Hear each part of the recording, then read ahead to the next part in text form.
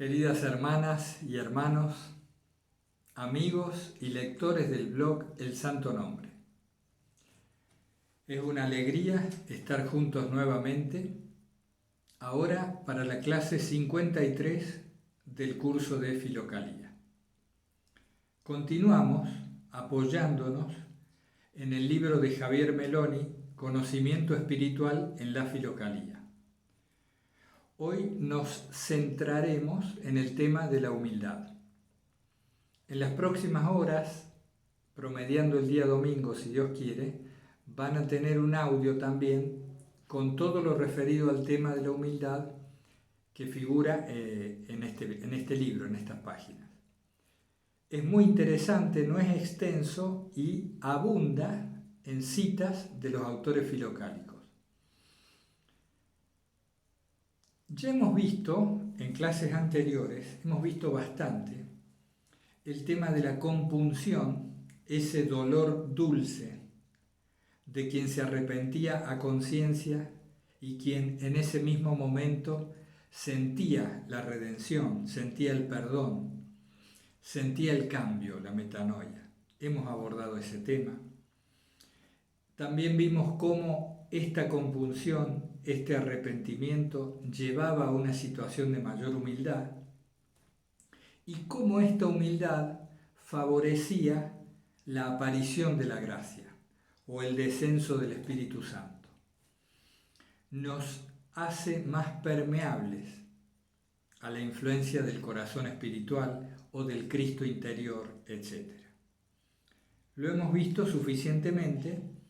No quita que ustedes puedan seguir comentando, intercambiando y que lo abordemos también en otras clases.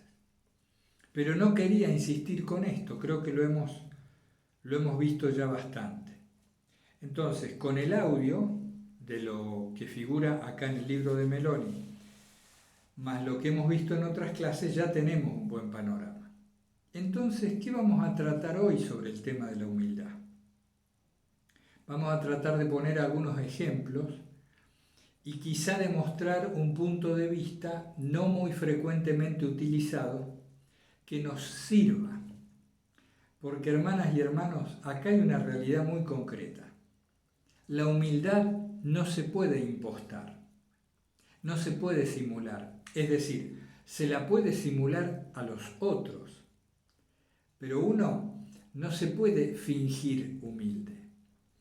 La humildad no es una virtud que se pueda adquirir, como a lo mejor se puede adquirir, por ejemplo, el hábito de ayunar en ciertos periodos, o el hábito de callarse la boca, de hablar poco, o el hábito de permanecer en quietud en ciertos periodos meditativos del día, hasta el hábito de orar, del oficio de las horas. Esto no se puede adquirir. La humildad, diría, tomándome una licencia, la humildad no es una virtud. La humildad es un estado del ser. Es un modo de ser y estar al cual no podemos llegar por nosotros mismos, sin duda que no. Más bien un estado en el cual se cae. Uno de repente se queda humilde. No del todo, por supuesto, porque necesitamos muchos golpes, a veces en la vida, para ir abajándonos un poco. Somos engreídos, soberbios, obstinados, nos creemos importantes, especiales. Como charlábamos hoy un poquito en la reunión virtual de hoy sábado 1 de mayo, algunos necesitamos muchos golpes de la vida para ir reconociendo nuestra debilidad y volvernos un poco más humildes. Por eso es una paradoja, ¿no?, hablar de la humildad. ¿Quién podría hablar con propiedad de lo que es ser humilde? El verdaderamente humilde, creo, no hablaría. Así que, dando eso por sentado, que esto es una paradoja, el hablar de esto, quiero abundar en algunos ejemplos que nos han servido personalmente para darnos cuenta, yo diría, de lo poco que somos. Pero fíjense que esto, contrariamente a lo que parece o a lo que uno pudiera imaginar. Darse cuenta de lo poco que uno es no nos deja sumidos en la tristeza. Un modo de abordar el tema podría ser que sí, que nos desanime, que nos deprima, que nos deje sin fuerzas. El otro modo de abordar lo poco que somos, la pequeñez del ser humano, esa otra manera de abordar el tema en realidad nos da fuerzas. Como se ha dicho, en mi debilidad está la fortaleza. A ver, ¿cómo es esto? ¿Qué es lo que puedo comentarles a este respecto? El otro día estaba sentado en el patio, aquí donde vivo, un hermoso día de otoño, con esas hojas amarillas crujientes que caen por todas partes. La temperatura era agradable, ni muy cálida ni muy fría. Un día perfecto, claro, diáfano. Yo sentado, tranquilo, en el patio, a mi derecha Gino, a mi izquierda Simona, mis mascotas, como siempre.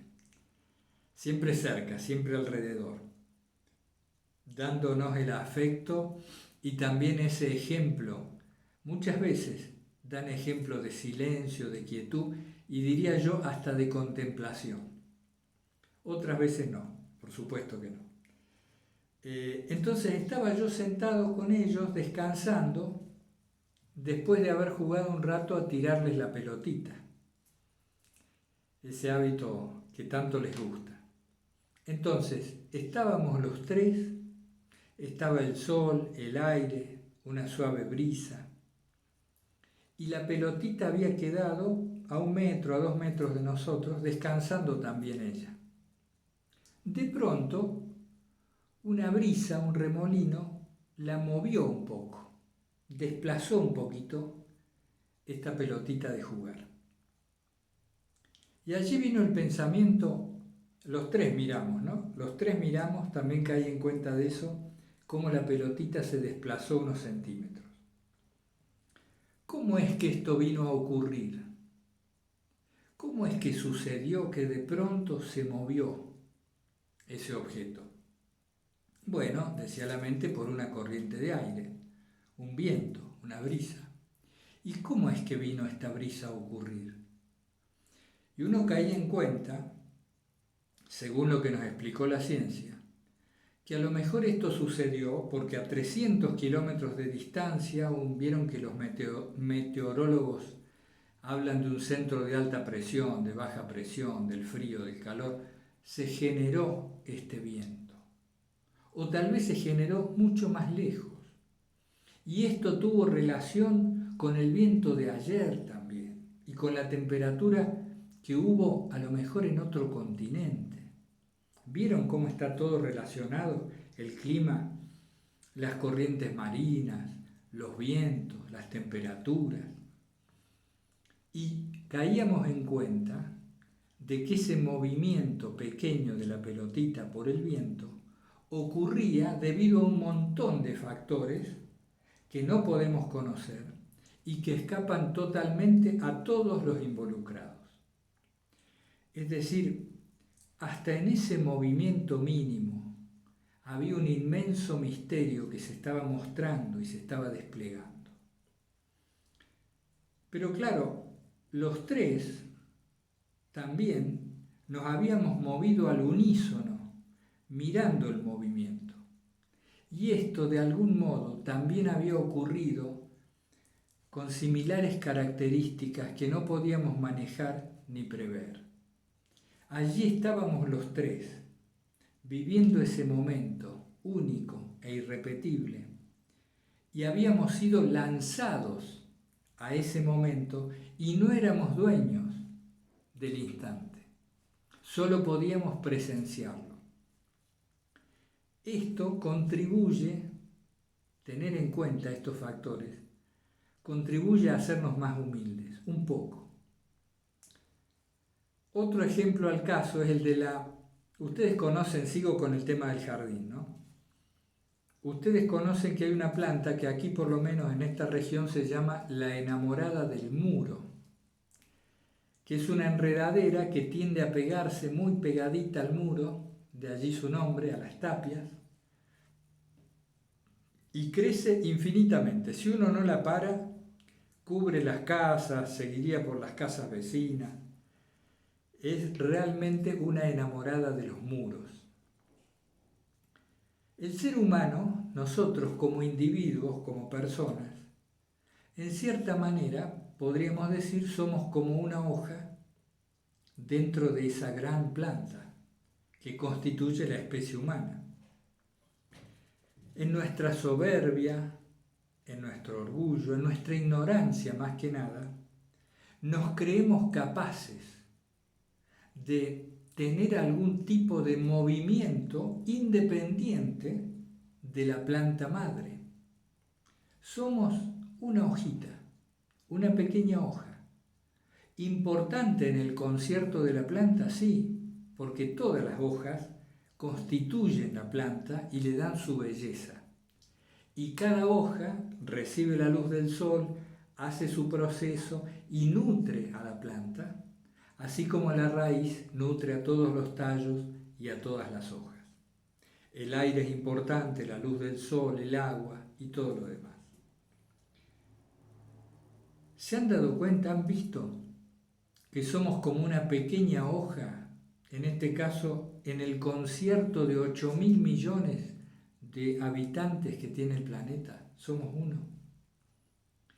Y que ese ser nosotros uno, individual y separado, es tan solo un modo de ver las cosas.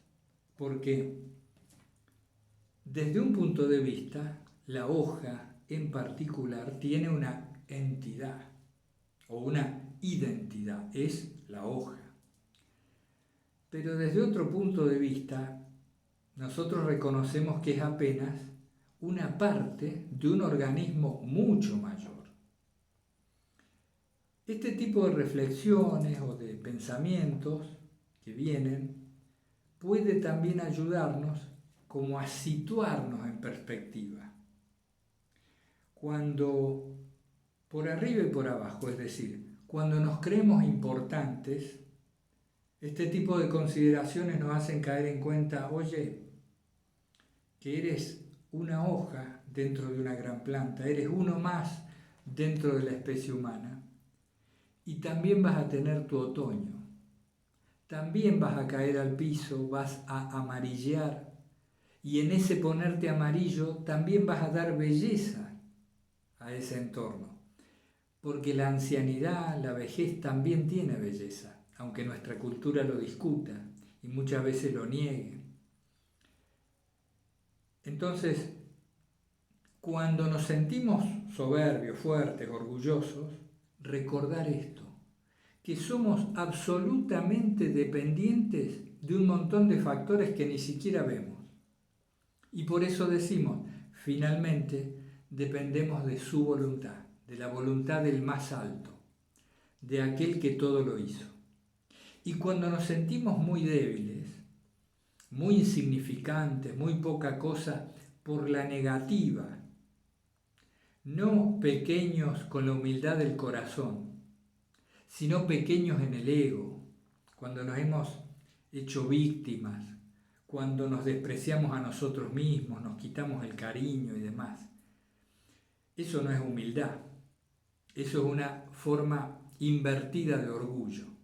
Ya vemos si lo tratamos. Cuando nos sentimos así, recordar que formamos parte de un gran organismo y que si estamos en esa planta, si formamos parte de la humanidad, es porque nuestra presencia también tiene un sentido, un significado. Así que por eso estas reflexiones sirven un poco. Al menos es nuestra experiencia personal. Otro ejemplo que vino a cuento mientras caminaba hoy es, por ejemplo, somos tan ridículos cuando nos creemos importantes como individuos, cuando nos creemos separados del todo y capaces de algún tipo de independencia y de autonomía real. Imaginen un grano un grano en el brazo y que uno le pregunta, oye, ¿tú quién eres? Y él dice, yo soy un grano, yo soy un grano en el brazo. Es decir, uno puede decir, bueno, sí, le puedo dar cierta identidad, pero uno sabe que es parte del miembro general, es parte del brazo. Es apenas una forma, una pequeña forma dentro del brazo que ha ocurrido, que además es transitoria y que pronto va a pasar. Pronto va a pasar. Un ejemplo un poco más grato es el de la ola y el océano, que charlábamos el otro día con uno de los hermanos de los participantes del curso. Este ejemplo es clásico en la historia de la espiritualidad. Uno es una ola en el océano y puede reconocer la identidad de la ola como ola, pero no puede negar que la ola es océano. Creo que esa es una muy buena forma de reconocer nuestra total dependencia de la voluntad divina. Y esto es un gran descanso, porque uno de los beneficios más inmediatos que vamos sintiendo cuando a fuerza de golpes nos vamos dando cuenta de nuestra pequeñez es que descansamos en la voluntad de Dios. Bueno, hay unos pequeños ejemplos para introducir el tema por donde tratamos de verlo hoy. Muy bien, les quiero leer un párrafo del libro de Javier Meloni para después continuar. Dice, pero ¿de dónde viene este conocimiento, esta sabiduría? ¿Por qué el más bajo, el más humilde de los lugares es por excelencia el lugar del conocimiento y de la revelación de Dios? Responder a esta pregunta, dice Meloni, es la clave de nuestro libro. Fíjense esto. La humildad no consiste en acusarse ni en despreciarse a sí mismo, sino que es la total receptividad a la gracia de Dios. El conocimiento viene, pues, del agradecimiento. La gracia se posa sobre el corazón del que permanece en acción de gracias, dice Calixto e Ignacio Xantopouloi. Ya van a tener el audio completo y bueno, ya tienen el libro puesto ahí en la página, ¿no? ¿Qué es esto de la acción de gracias? Bueno, sí, está lo que ya conocemos, lo que es alabar a Dios, dar gracias a Dios, pero también implica la comprensión de que todo sucede porque Él lo quiere o lo permite, que es otra forma de quererlo. La providencia divina está actuando todo el tiempo, en todo y en todos. Un buen ejercicio que hacíamos años atrás a este respecto era el de revisar la propia vida. Y nos decíamos, a ver, 4, 5, 6 hechos importantes, muy importantes de la propia vida, ¿no? Aquel otro. Cuando la vida toma, vieron que la vida tiene como recodos del camino, ¿no? Viene el río muy rápido, ese río caudaloso de montaña que baja entre piedras, peligroso, muy rápido. Pero de vez en cuando el río hace un recodo, aquí se le llama remanso, es decir, de pronto una curva en la serranía y el río se calma y discurre el agua suavecita por la curva hasta que llega a otra cascada o a otro lugar y vuelve a acelerarse. Nuestra vida siempre tiene algunos de estos recodos, no muchos, en donde el río cambia de dirección. Nuestra vida se transforma, conocimos a alguien, tuvimos un hijo, nos consagramos, empezamos a ejercer una profesión, lo que fuera. Momentos importantes de la propia vida. Estos momentos, si uno los revisa un poquito, un ratito de reflexión nomás sobre ellos, nos muestra que no fueron elegidos, que aunque parecen haber sido elegidos por nosotros, fueron la consecuencia de una serie de sucesos, de acontecimientos y sobre todo de colisión, de relación entre acontecimientos que finalmente llevaron a tal suceso, a tal cambio, a tal decisión. Es decir, hermanas y hermanos, este es un tema muy difícil de hablar, porque habitualmente creo que se ha malentendido lo que es la intención humana y lo que es la voluntad humana. Si nosotros decimos que es muy difícil para el ser humano actuar de manera independiente, esto suele ser chocante, porque estamos acostumbrados y convencidos desde muy chicos de que nosotros somos capaces de decidir y de actuar en nuestra propia vida con autonomía, con independencia. Pero resulta que mientras somos muy poco conscientes de nosotros mismos, mientras ignoramos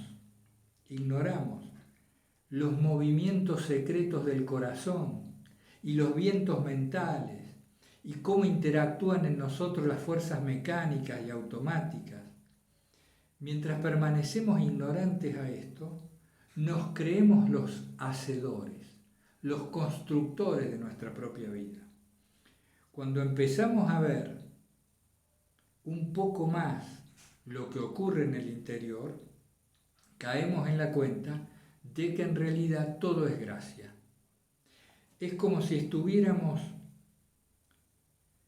sumergidos o estuviéramos haciendo un curso, estuviéramos en una escuela, pero no nos dimos cuenta. La escuela de la vida, la escuela donde la providencia nos va moldeando y nos va mostrando. ¿Qué nos va mostrando? El camino a la unión con Dios. Un Dios con el que siempre estamos unidos, pero del que nos creemos separados. ¿Y qué es eso que nos lleva a creernos separados de Dios? A creer que a veces que estamos solos, desamparados, o que somos gran cosa, la gran cosa, ¿no? Por un lado o por el otro. Lo que nos lleva a eso es uno de los más grandes obstáculos para la paz del corazón, y es creernos seres independientes, es decir, la caída original, lo que bien se relata en el Génesis de manera alegórica o simbólica, el creernos dioses, artífices. Pero caramba, ¿qué es lo que hacemos por nosotros mismos? ¿Acaso respiramos porque es nuestra voluntad? ¿Late el corazón por voluntad nuestra? ¿Decidimos nosotros venir un día al mundo? Que se sepa, no. Que sepamos nosotros, no. ¿Decidimos el lugar en que íbamos a nacer? ¿Quiénes iban a ser nuestros padres? ¿Cuál el nivel socioeconómico? ¿Decidimos en qué religión nacer? ¿En qué época histórica nacer? Porque, ¿a qué vamos? Todos estos sucederes, todos estos acontecimientos, estas ocurrencias espaciotemporales, todo esto no fue elegido. Y resulta que todos estos factores inciden decisivamente en las decisiones que hoy día tomamos. Entonces nosotros creemos decidir esto y decidir aquello, y en realidad esto va ocurriendo por impulso de diversos estímulos que han sido generados por los sucesos anteriores, por esta concatenación de causas y de efectos. Pero claro, si esto lo miramos así y nos apresuramos a verlo, nos deja en una situación muy incómoda. Es decir, pero entonces, ¿cómo? ¿De qué soy capaz? ¿Qué valor tengo? ¿Cuál es el sentido de cualquier esfuerzo? Entonces, indagando en esto, se llega a dos conclusiones. La primera, que el margen de libertad crece en tanto más nos alineamos a la voluntad de Dios. Es decir, lo digo en otras palabras, el único acá que tiene libertad y decisión es Dios. El único que tiene poder en el mundo es Dios. No hay nadie más, no hay nada más que pueda evidenciar un movimiento independiente de la voluntad de Dios. Entonces, ¿nosotros qué? Sumarnos a esa corriente. Como dice acá, permitir que la gracia actúe en nosotros. Dejarnos tomar por la gracia. Que ella haga de nosotros lo que Él quiera. Ese es nuestro principal margen de libertad. Otra forma de decirlo, quizá empieza a alumbrar algo de libertad verdadera en nosotros cuando empezamos a ser conscientes de todo aquello que ocurre y que nosotros creíamos hacer por nosotros mismos y que en realidad es un simple ocurrir. Porque, hermanas y hermanos, los que están en fenomenología pueden haber escuchado ya más abundantemente sobre esto. No es solamente que la respiración se da por sí sola, que el corazón late por sí solo, que los pensamientos vienen solos, sino que nuestras decisiones,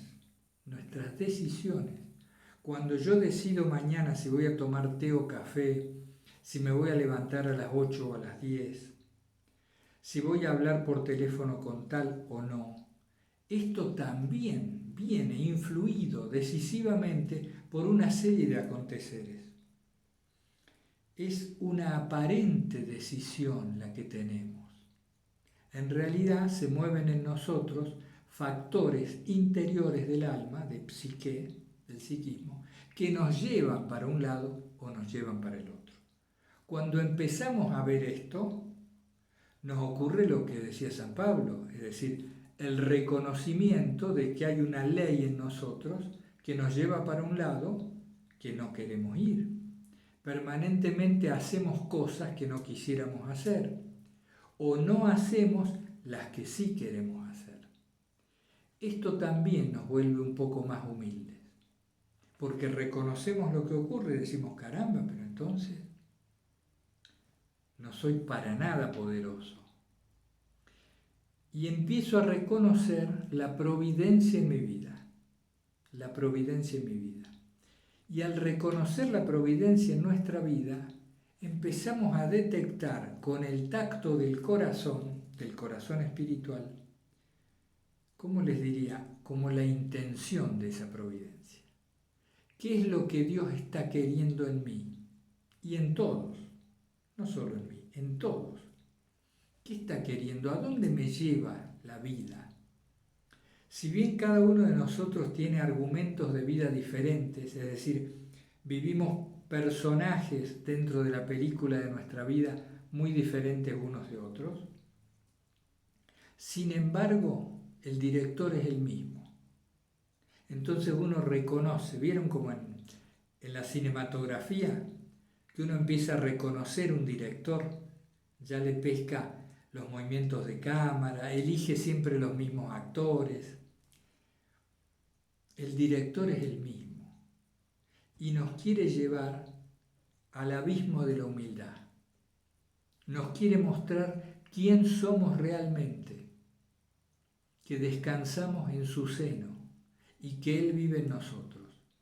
Y nos lo empieza a mostrar a través de los pequeños movimientos del amor en el corazón. ¿Qué quiero decir con esto? Siempre que llegamos al dolor, a las lágrimas, a la pena, al arrepentimiento, siempre que pasamos por la compunción, eso nos deja más tarde o más temprano en una calidez amorosa. El humilde, dicen estos monjes, nos muestran con su vida, el humilde ama. El humilde no pretende, es decir, no está tendido previamente a algo. El humilde lo ha perdido todo. En cierto modo, ya no desea nada. Se reconoce actuado por Dios. Se reconoce hijo muy pequeño. Como dice Meloni en el libro también, La puerta estrecha, la famosa puerta estrecha del Evangelio, ya no es tan pequeñita porque nosotros nos volvimos pequeños y entonces podemos pasar a través de ella. No sé si he hecho una ensalada un poco complicada. ¿Qué queríamos aportar con este punto de vista? Habitualmente se habla de la humildad de muchas maneras. Los autores cristianos, los autores espirituales. En nuestro caso, la comprensión nos hace más humildes, nos ayuda a darnos cuenta de nuestra pequeñez. Una pequeñez que por sobre todas las cosas nos deja libres y livianos, con menos peso. Vamos a abordar ahora un poco 2 o 3 factores más. Voy a interrumpir acá. Bueno, muy bien. Continuando, les quiero leer un breve párrafo que habla de Máximo el Confesor. También Máximo el Confesor habla de esta conjunción de humildad y dulzura. Cita, Meloni lo cita, ¿no? La reunión perfecta de la humildad y la dulzura de corazón manifiesta al hombre perfecto creado a imagen de Cristo. En efecto, todo hombre que es humilde es también absolutamente manso y dulce, y todo hombre dulce es absolutamente humilde. Es humilde porque sabe lo que le ha sido prestado. Es humilde porque sabe lo que le ha sido prestado. Este recordar que todo lo tenemos de prestado, tanto los bienes como el cuerpo, la mente y la vida misma aquí en esta tierra, que nos puede ser arrebatada en cualquier momento, este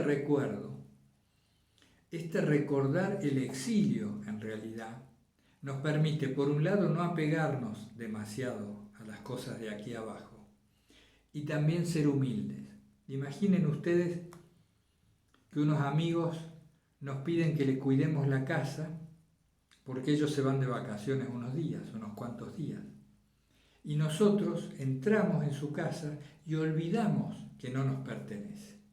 Y entonces sacamos créditos a cuenta de la hipoteca de esa casa, vienen visitas y les decimos que es nuestra casa, disponemos de los muebles a nuestro antojo. Eso es un poco la situación que vivimos hoy, personal y socialmente, olvidados que todo esto nos ha sido prestado. El humilde, como nos lo muestran los filocálicos, no se siente superior a nadie. No se siente superior a nadie. Esto de superior e inferior, de mejor y peor, de etiquetar a los demás y a nosotros mismos en función de ciertos logros, por ejemplo, logros académicos, logros laborales, o de autodefinirnos así y asá, nos sumerge, debido a la mente, en este mundo de la comparación. Y no hay ninguna comparación que sea válida, ninguna, porque los factores subjetivos y la biografía de cada uno son tan particulares y tan diferentes que la comparación es vana. Tú no puedes comparar una manzana que nació en esta latitud, que tuvo tanto sol, tanto riego y demás, con una manzana que creció en otro continente, en otras condiciones. Las puedes poner al lado, las comparas y ves diferencias.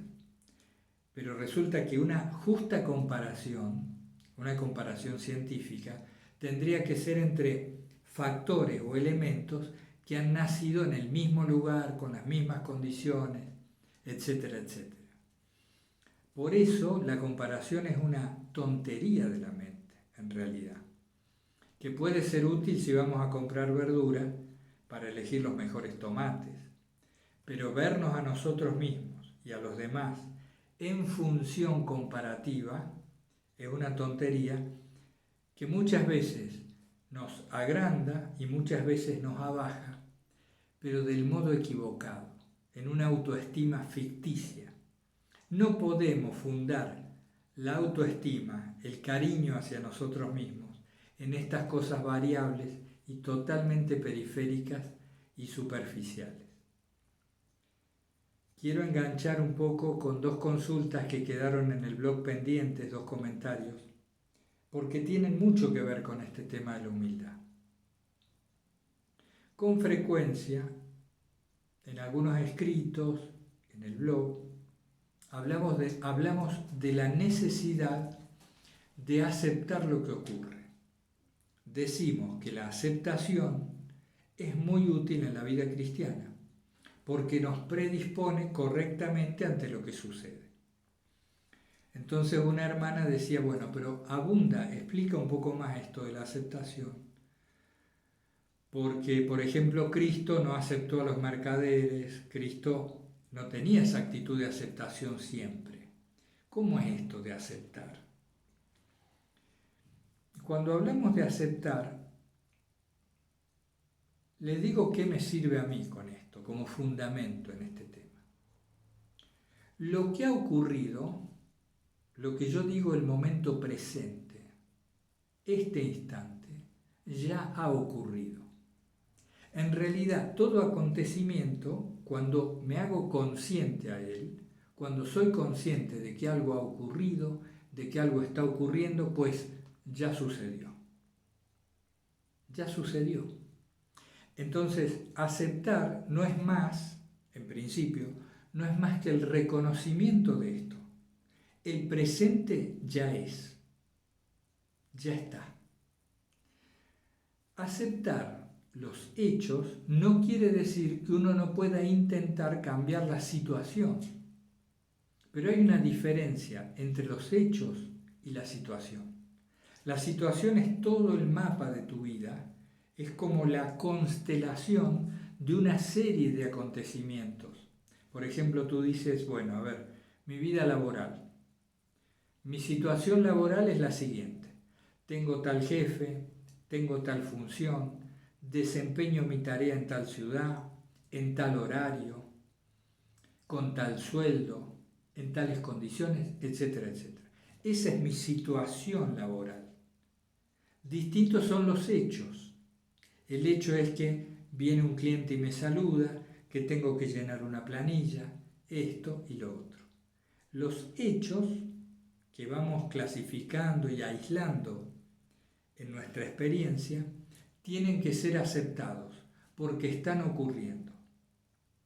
No quiere decir que yo no intente, merced a mi mejor intención y a mis mejores luces, ver de implementar modificaciones en la situación general, ¿no? Esa es una consideración que puede ser útil. Pero reconocer que todo lo que está sucediendo proviene o es permitido por la voluntad de Dios me lleva a aceptarlo. ¿Qué es aceptar? Es no pelearse, es acoger, recibo al invitado, lo recibo. Ahí vemos de qué se trata, por qué viene este hecho de visita, qué acontece y qué puedo hacer con estos elementos de los cuales dispongo. Aceptar es una actitud de apertura, conscientes de que cada hecho, cada acontecimiento nos va a enseñar algo si estamos dispuestos a aprender eso. Porque la vida es para eso. La vida es para unirnos a Dios, no tiene otro propósito. A ver, ¿a dónde queremos ir con la vida, hermanas y hermanos? ¿A dónde vamos? Porque ya sabemos que la vida termina. Y más allá de los logros materiales, más allá de, no sé, cualquier cosa que hayamos hecho, los hijos que hayamos tenido, los años de consagración en un monasterio, de los libros que hayamos leído, más allá de todo eso se termina. ¿Con qué nos quedamos? Con la unión con Dios. Si hemos podido unirnos a Dios en esta vida, parece ser que vamos a tener la posibilidad de permanecer en una vida mejor. Lo digo así en un sentido más general, ¿no? No confesional estrictamente. Es como si dijéramos, si puedes encontrar a Dios aquí, ya lo tienes en la otra orilla. Porque en realidad esto de que Dios está en la otra orilla es mucho un armado de la mente. Dios está ya mismo con nosotros, todo el tiempo. En la medida en que nos abajamos, en que reconocemos que somos criaturas totalmente dependientes de su voluntad. Y eso es lo que más nos cuesta. Ustedes van a ver que Meloni cita filocálicos y demás acá en el libro, donde ellos hablan que tenemos que hacerle espacio a la gracia. Y eso requiere de humildad, es decir, de darnos cuenta que no tenemos nada por nosotros mismos. Entonces, aceptar es una actitud y una disposición a acoger lo que Dios nos mande. ¿Esto a qué nos lleva? A aceptar al otro, a aceptar al otro. Antes que nada, a la existencia del otro. Acepto que el otro existe. Y aunque me disguste, aunque estoy en contra de su conducta, aunque su ideología me parezca terrible, yo tengo que reconocer que está allí y que también es hijo de Dios. Esto era la otra consulta también. Porque nosotros decíamos en algún video, lo importante es reconocer que el otro es hijo de Dios y ya está. Con eso lo acepto.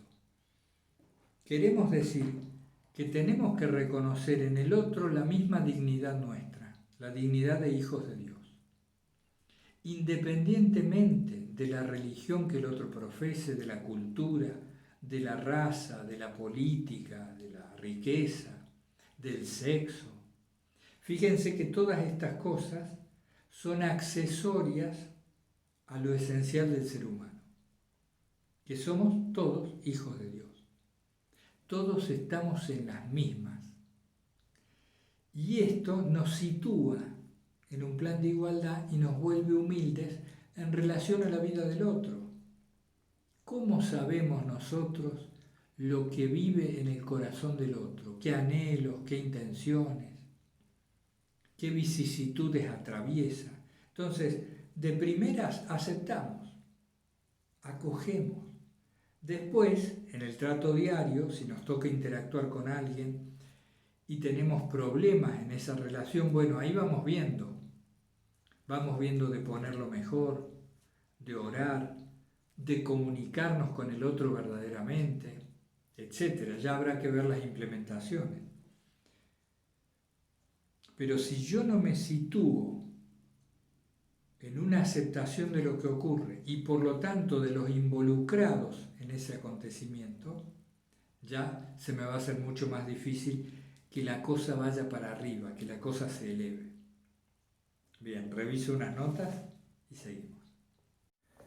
Muy bien, hermanas y hermanos, ya para ir hacia la parte final de la clase de hoy, la 53.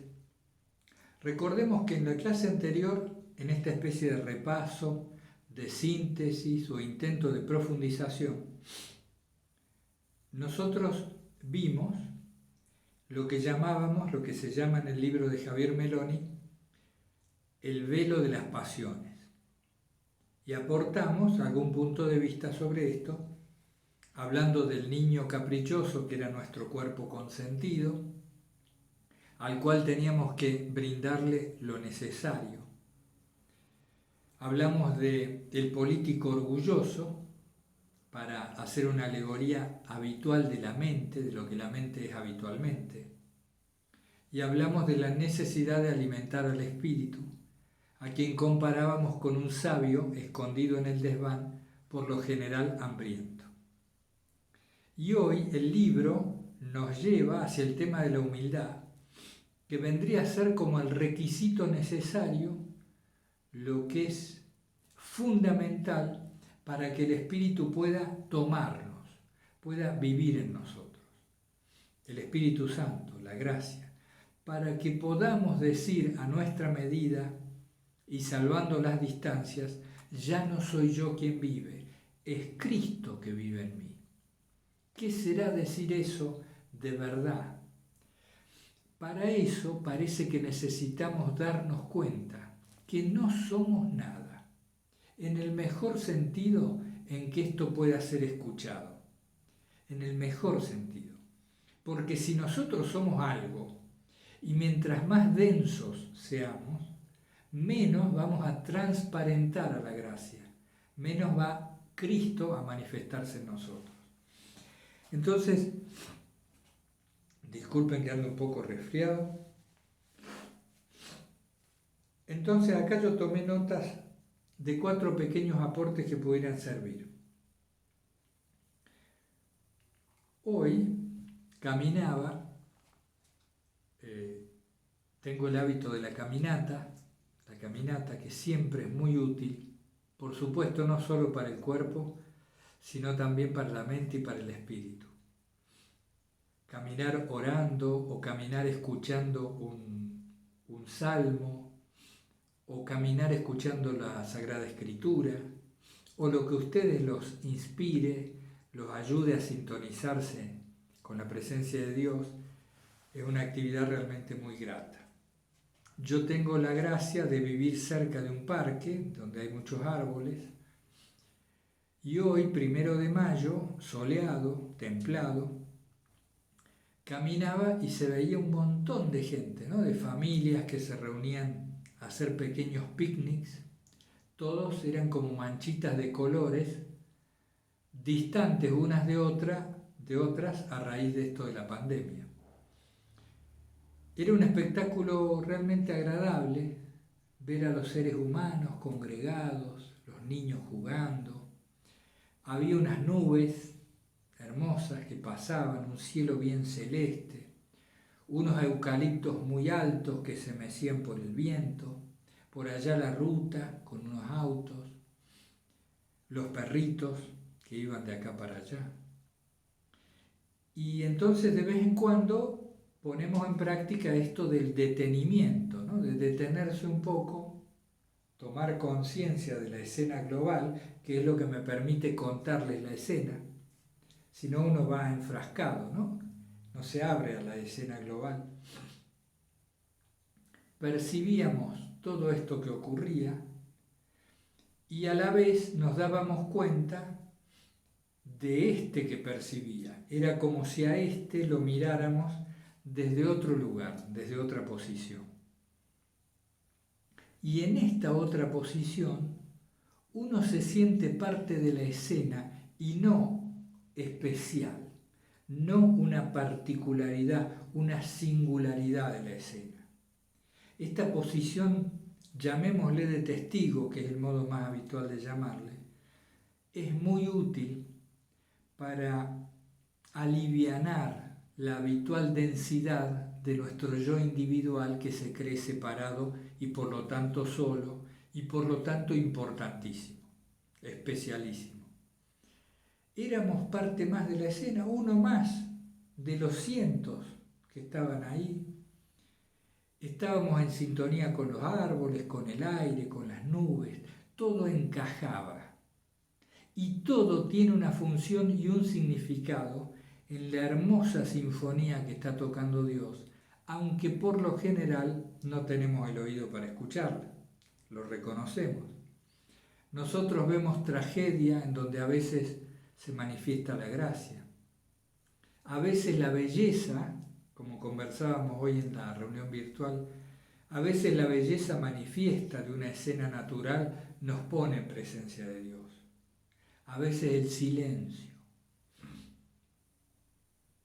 Pero ¿a qué iba con todo esto? Que cada elemento de la escena tiene un sentido. Yo creo que les conté en alguna clase cuando descubrí, porque me lo dijo alguna profesora en la escuela, no me acuerdo bien cuándo, descubrí que, por ejemplo, las palomas o las aves tienen la función de vector. ¿Se acuerdan que yo les contaba? Es decir, las aves comen aquí semillas y las excretan, las desechan a cientos o miles de metros del lugar en que han ingerido esas semillas. Entonces cumplen la función de trasladar la especie arbórea esa especie vegetal, la trasladan. Y así las abejas con el polen.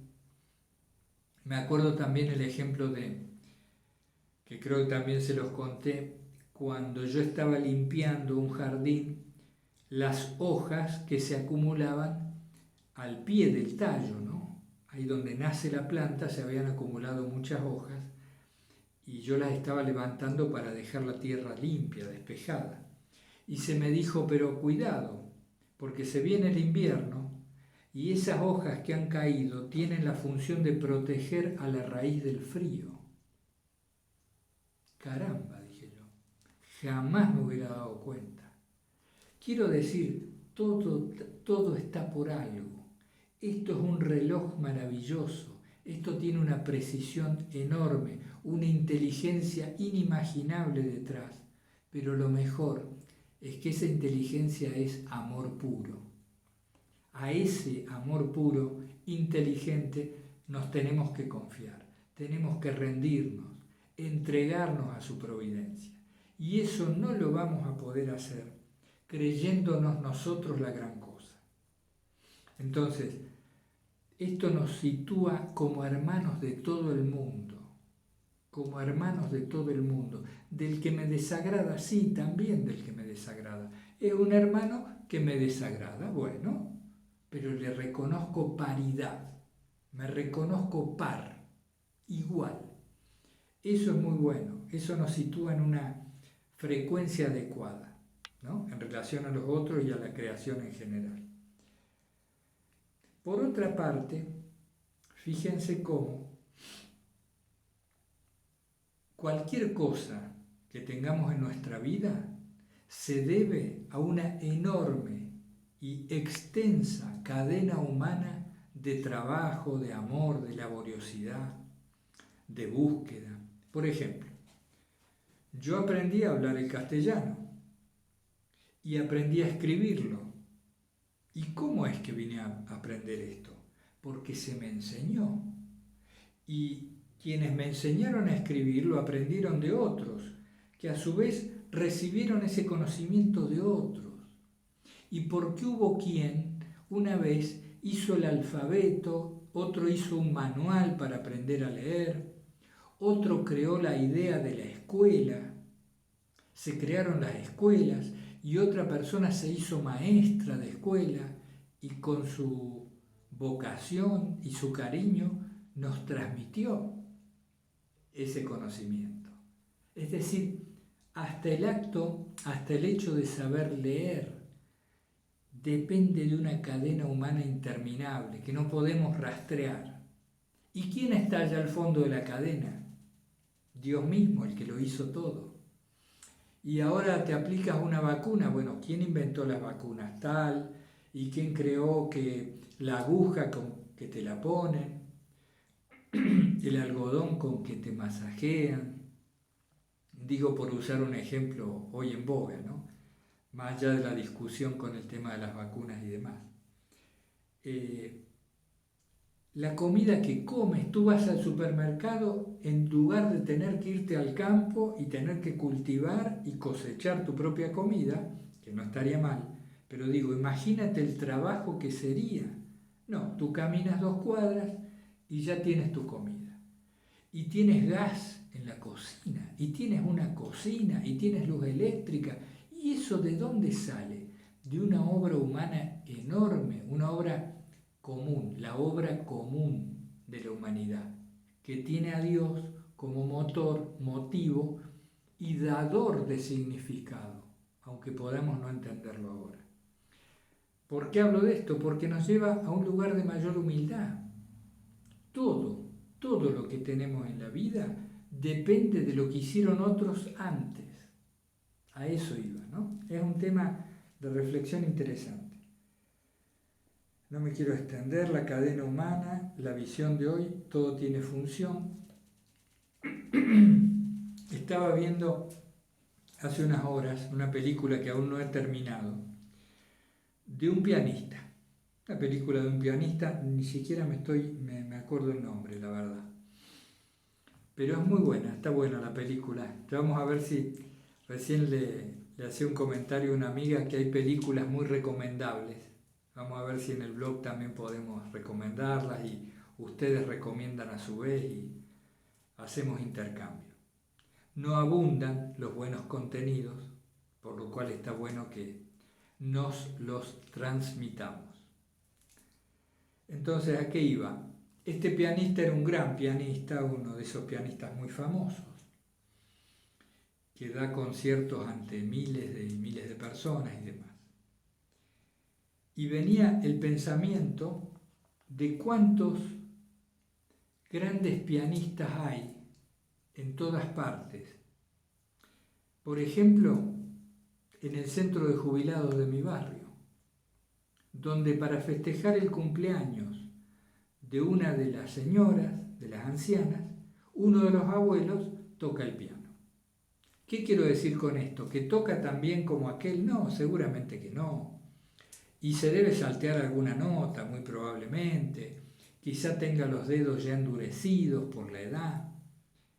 Pero ese pianista, del centro de jubilados de un barrio perdido, en una ciudad cualquiera, en un país cualquiera, ese jubilado, ese anciano, que le toca la canción de homenaje a su compañera, a esa anciana, es tan grande y tan excelso pianista como el que está tocando, no sé, en la ópera de Viena, que supongo que alguna vez tocarán piano.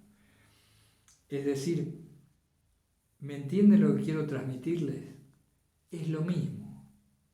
Por esto de las comparaciones que hablábamos, estamos muy acostumbrados y muy influidos con una cultura terrible, una cultura de unos valores muy nefastos, que asocia el tener al ser.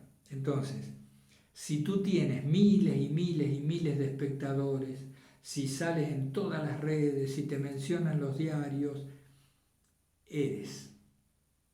Pero si tocas el piano en un pianito destartalado en un centro de jubilados y te salteas unas cuantas notas, no eres un pianista, no lo eres. ¿Ven? ¿A qué aludimos? Por supuesto que el cristianismo, en el corazón del cristianismo, está esta visión absolutamente igualitaria que nos da la dignidad de hijos a Dios, a todos, de hijos de Dios a todos por igual. Tenemos que relacionarnos con los demás desde este conocimiento, desde este recuerdo de nuestra pequeñez que nos va haciendo poquito a poco más humildes. Y si nos resistimos mucho, si nos creemos la gran cosa, la vida se encarga de mostrarnos que no lo somos. Pero esto no es una amenaza, esto es un hecho, fíjense en la propia vida. Nosotros podemos dar testimonio de esto. Cuando nos agrandamos, viene el zapallazo y nos dice, ¿de veras te la crees? Bien, hermanas y hermanos, un gran gusto compartir estas cosas. Les mando un abrazo fraterno, invocando el santo nombre de Jesús. Hasta muy pronto.